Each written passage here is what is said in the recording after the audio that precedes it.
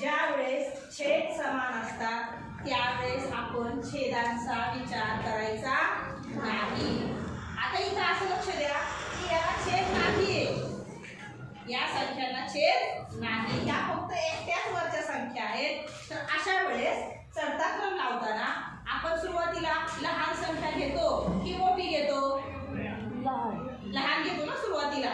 मग 5, 3 आणि 2 यामधली सगळ्यात लहान संख्या कुठली आहे? 2। म्हणजे चढता क्रम लिहिताना सुरुवातीला आपण लिहिणार 2/7।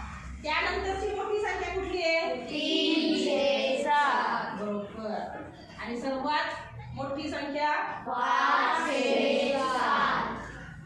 उतरता क्रम लावताना आपल्याला जास्त डोकं लावावं लागत नाही, उलटे आपण संख्या लिहितो। मोठी संख्या पहिल्यांदा लिहिणार आपण। उतरता क्रम म्हणजे काय? पायऱ्या उतरतोय आपण। सुरुवातीला आपण 10व्या पायरीवर असतो, मग 9व्या पायरीवर, मग 8व्या पायरीवर, असं करता करता शेवटी पहिल्या पायरीवर जातो, म्हणजे मोठ्याहून लहानाकडे जातो।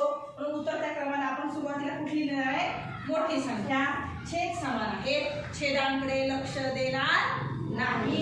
छेदांकडे लक्ष न देता आपल्याला लक्ष देते 2, 3 आणि 5 पैकी मोठी संख्या कुठली आहे? 5 आहे। म्हणून आपण लिहिणार 5/7। त्यानंतरची लहान संख्या 3/7। त्यानंतरची लहान संख्या 2/7। आले लक्षात? सोपं आहे। ही आहे अपूर्णांकांची पहिली पायरी, ज्यावेळेस छेद कसे होते? समान। आता आपण पुढची पायरी पाहणार आहोत। त्या पायरीमध्ये आपण काय करणार आहे? अपूर्णांकांचे छेद भिन्न, अंश समान पाहायची। चला पाहूया, हे लिहून घ्या चला पटकन। पुढचं लगेच शिकवू।